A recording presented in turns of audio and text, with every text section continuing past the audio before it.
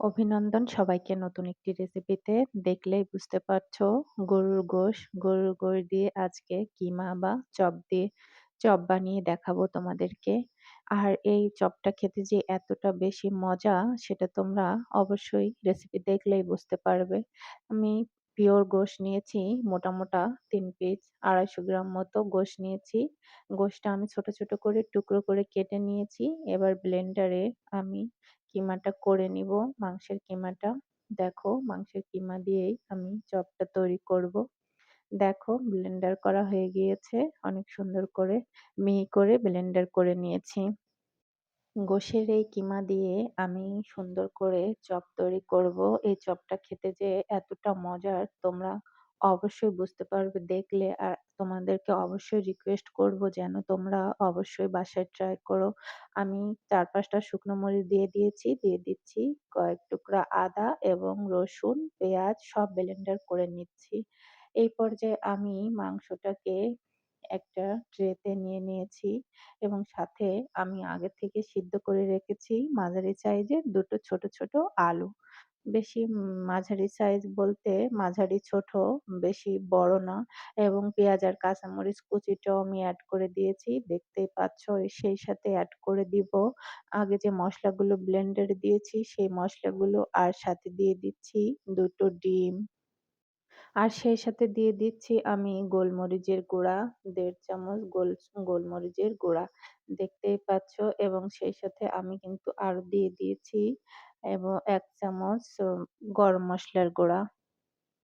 এই পর্যায়ে আমি কিন্তু পরিমাণ মতো লবণ ও হলুদের গুঁড়াও দিয়ে দিচ্ছি এবং সেই সাথে কিন্তু আরো কিছু জিনিস এড করব। দেখো কর্নফ্লাওয়ার এড করব। তোমরা দেখতেই পাচ্ছ ১.৫ থেকে ২ চামচ কর্নফ্লাওয়ার এড করব। তাতে সফট হবে এবং ফুলে যাবে ভালো চপটা। এবার সুন্দর করে মেখে নিচ্ছি। দেখো মেখে নিচ্ছি। আমি এই চপটা তৈরি করব। এভাবে তোমরা ইচ্ছা করলে এই চপটা এভাবেও বানিয়ে নিতে পারো। কিন্তু এই চপটাতে আমি আরো একটু স্পেশাল করার জন্য চপটাতে আমি বেসন ইউজ করব।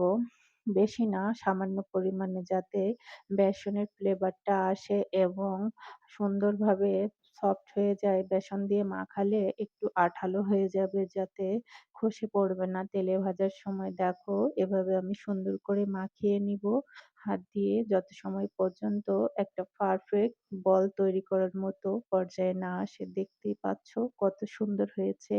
এভাবে চপটা তোমরা অবশ্যই বানাবে, আমি রিকোয়েস্ট করব। খেতে কিন্তু খুবই মজা লাগে। এটা তোমরা সস দিয়েও খেতে পারো এবং ভাতের সাথে কিন্তু খেতে অনেক মজা লাগে। গরম ভাতের সাথে এই চপটা আমরা তো বানিয়ে খাই, অনেক মজা লাগে। তোমরা কিন্তু অবশ্যই খেয়ে দেখবে বন্ধুরা। আমি তোমাদের সাথে ট্রাই করি, বেস্ট রেসিপি গুলো দেওয়ার চেষ্টা করি, যে রেসিপি গুলো অন্তত তোমরা বানিয়ে খেলে অন্তত তোমাদের মনে হবে যে না, আপু ভালো একটা রেসিপি দিয়েছে। তো দেখো এবার কিন্তু আমি হাতে ঘি নিয়েছি। ঘি নিয়ে আমি সুন্দর করে ২ হাতে ঘিটা ঘষে নিয়েছি, যাতে আমি এই যে চপটা তৈরি করব এটা বানাতে আমার সুবিধা হয় এবং ঘিয়ের ফ্লেভারটাও আসে। প্রথমে একটা দেখিয়ে দিলাম, এভাবে আমি সবগুলো বানিয়ে নিব। চপগুলো সুন্দর করে এভাবে আমি শেপ দিয়ে নিয়েছি। দেখো গোল আকৃতিতে, বেশি গোল করিনি, একটু চ্যাপ্টা করে দিয়েছি, কারণ গোল করে দিলে ভিতরে হয়তোবা কাঁচা থেকে যেতে পারে। আর তোমরা যদি গোল করে রাখতে চাও তাহলে রিকোয়েস্ট করব যে তোমরা রান্না করবে এবং সেটা ঝোল করবে, তাহলে বেশি মজা লাগবে। আর এভাবে বানালে তোমরা এমনিতে সস দিয়েও খেতে পারবে এবং ভাতের সাথে ভর্তার মতো খেতে পারবে। তোমাদেরকে এই রেসিপিটি দিলাম। এই রেসিপিটি কিন্তু অত্যন্ত মানে সুস্বাদু আরকি। মানে অল্প একটু গুড় দিয়ে যে এত সুন্দর যে চপ বা কিমা তৈরি করা যায়, সেটা কিন্তু তোমরা এই রেসিপিটা ট্রাই না করলে বুঝতে পারবে না। দেখো ফুলে কেমন মোটা হয়ে গেছে, কি আকর্ষণীয় দেখতে, আর খেতে কিন্তু আরো বেশি মজা। তোমরা বন্ধুরা এটা কিন্তু তোমরা আরো একটা জিনিস ইউজ করতে পারো। ডিম গুলিয়ে রেখে এটা কিন্তু তোমরা ব্রেড গাম ইউজ করতে পারো। বেলগাম ইউজ করলে দেখতে কিন্তু আরো সুন্দর হয়। কিন্তু আমার কাছে ছিল না। তাই আমার হাতের কাছে যেগুলো ছিল সেই উপকরণগুলো দিয়েই কিন্তু আমি তৈরি করেছি। দেখো এবার তোমাদেরকে ভেঙে দেখাচ্ছি এবং খেয়ে দেখাচ্ছি কেমন হয়েছে।